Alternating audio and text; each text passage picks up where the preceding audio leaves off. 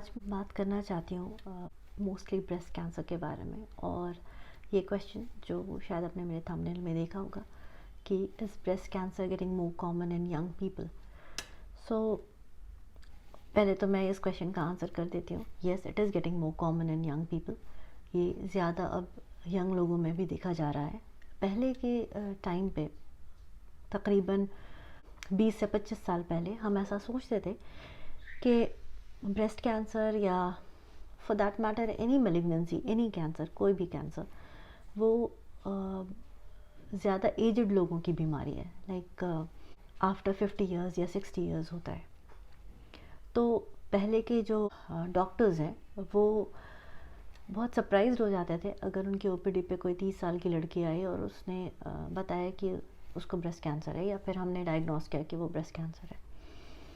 लेकिन पिछले कुछ सालों में, ख़ासकर 20 साल एटलीस्ट, इन 20 सालों में ये बहुत कॉमन होता जा रहा है।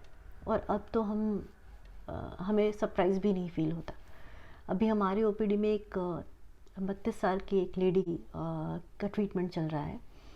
अगर ये हम पीछे टाइम में जाएं, मतलब पास्ट में जाएं, और हम बताएं लोगों को कि 32 साल की एक फ़ीमेल है और उसको ब्रेस्ट कैंसर है, तो लोग यकीन नहीं करेंगे। लेकिन अब ये बहुत कॉमन है। सो क्यों ये कॉमन है और हम इस बारे में क्या कर सकते हैं, ये दोनों बातें हम आगे बात करेंगे इस वीडियो में।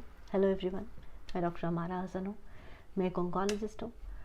जिन्हें नहीं पता ऑन्कोलॉजिस्ट क्या होता है, मैं कैंसर स्पेशलिस्ट हूँ और मैंने ये चैनल स्टार्ट किया है कैंसर अवेयरनेस के लिए। मैं चाहती हूँ कि मैं लोगों से बात करूँ कैंसर के बारे में, और जो डर जुड़ा हुआ है इस डिज़ीज़ से, जो लोगों को इस डिज़ीज़ के डायग्नोसिस से ऐसा हॉरर फील होता है, वो कम करने में मैं लोगों की हेल्प करूँ।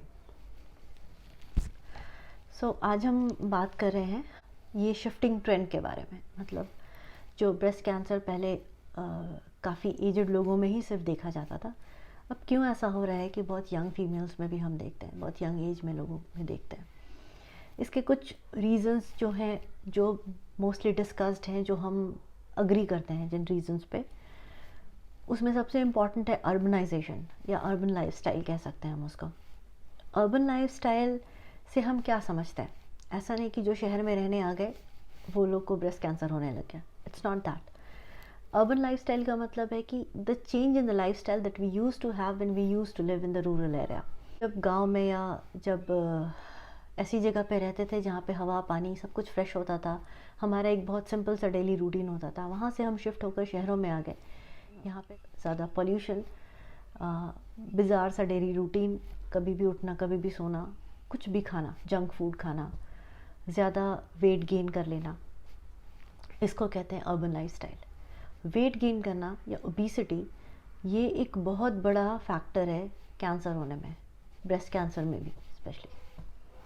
दूसरा रीज़न क्या है? दूसरा रीज़न है पहले औरतों में प्रेगनेंसी की एज उनके 20s में होती थी। अभी वो शिफ्ट कर गया ट्रेंड, अब उनके 30s में या लेट 30s में होता है, कभी कभी 40s में भी होता है। तो ये जो लेट प्रेगनेंसी का ट्रेंड है, उसकी वजह से भी ब्रेस्ट कैंसर ज़्यादा बढ़ गया है। तीसरा फैक्टर है कि अब जो मदर्स हैं प्रेगनेंसी होने के बाद अपने बच्चे को ब्रेस्ट फीड करना बहुत ज़्यादा कंपलसरी नहीं समझती हैं। They try to opt out from that. मतलब वो कोशिश करती हैं कि हम उनको ऊपर से फीड दें, लाइक बॉटल फीड दें एंड ऑल दैट। उसके बहुत सारे रीज़न्स हैं, क्योंकि अब ज़्यादा लोग वर्किंग हो गए हैं, लोग ऑफिसेस जाते हैं, अपना काम करते हैं, तो it's very difficult for the mothers के लिए बहुत डिफ़िकल्ट है दिन भर उनको अपने बच्चे को फीड करना। तो ब्रेस्ट फीडिंग भी काफ़ी कम हो गई है औरतों में। एक और चीज़ है जो कि अभी की लेडीज़, औरतें बहुत ट्रेंडी मानती हैं, दैट इज़ अल्कोहलिज्म, यानी अल्कोहल पीना और स्मोकिंग करना। ये सभी रिस्क फैक्टर हैं कैंसर के।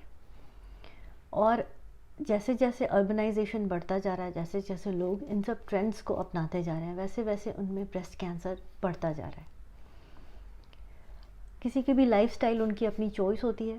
सो मैं या किसी को भी उसके ऊपर कमेंट नहीं करना चाहिए, क्या सही क्या गलत ये उनको खुद डिसाइड करना चाहिए।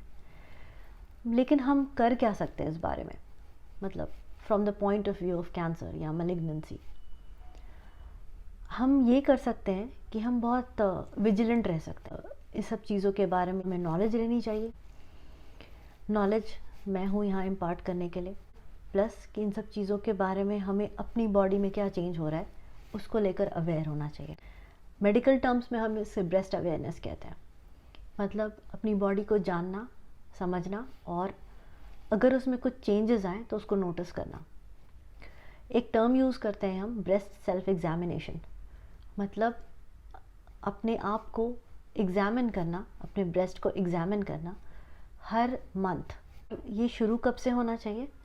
25 इयर्स ऑफ एज से शुरू होना चाहिए। ये रिकमेंडेशन है नेशनल कॉम्प्रिहेंसिव कैंसर नेटवर्क की, जो कि एक इंटरनेशनल बॉडी है जो कैंसर के प्रोटोकॉल्स और गाइडलाइंस बनाती है। उनका रिकमेंडेशन ये है कि आपको अपने ब्रेस्ट एग्जामिनेशन को 25 साल की उम्र से शुरू करना चाहिए। You should know what is going on with you, या आपकी बॉडी में क्या चेंजेस आ रहे हैं। दूसरी चीज़ है कि आप जब 25 साल के हो जाएं उसके बाद आपको एक एनुअल चेकअप कराना चाहिए अपने गायनेकोलॉजिस्ट या सर्जन के साथ, जिससे भी आप कंफर्टेबल हो। तो आप करेंगे क्या, आप वहाँ पे क्लिनिक पे जाएंगे हर साल और एक कोई डेट फिक्स करके, और उस डेट पे आप अपना ब्रेस्ट एग्जामिनेशन करवाएंगे। हमें क्या एग्ज़ामिन करना है खुद से ही भी, या फिर डॉक्टर क्या एग्ज़ामिन करता है, ये मैं आपको बताती हूँ। ब्रेस्ट कैंसर कैसा दिखता है, शुरू शुरू में वो कैसा अपीयर करता है, कैसा समझ में आता है। तो it appears like a lump breast में, या फिर आर्म पिट में, या फिर कॉलर बोन के ऊपर, तीनों में से किसी भी जगह पे अपीयर कर सकता है वो, ठीक है। जब भी ऐसा कुछ लंप या ऐसी गांठ कोई फील हो तो सबसे पहली चीज़ है कि आप जाकर अपने जनरल फिजिशियन को या गायनेकोलॉजिस्ट को दिखाइए। उससे पहले भी आप एक चीज़ कर सकते हैं, किसी मल्टी स्पेशलिटी हॉस्पिटल में जहाँ पे रेडियो डायग्नोसिस है, जहाँ radio diagnosis is a department जहाँ पे CT scan, MRI, chest x-rays वगैरह होते हैं, उस डिपार्टमेंट पे जाके आप उनसे पूछे कि आपके पास मैमोग्राफी अवेलेबल है। So mammography is a very important test. आप जाकर उन वहाँ एक मैमोग्राफी करा सकते हैं।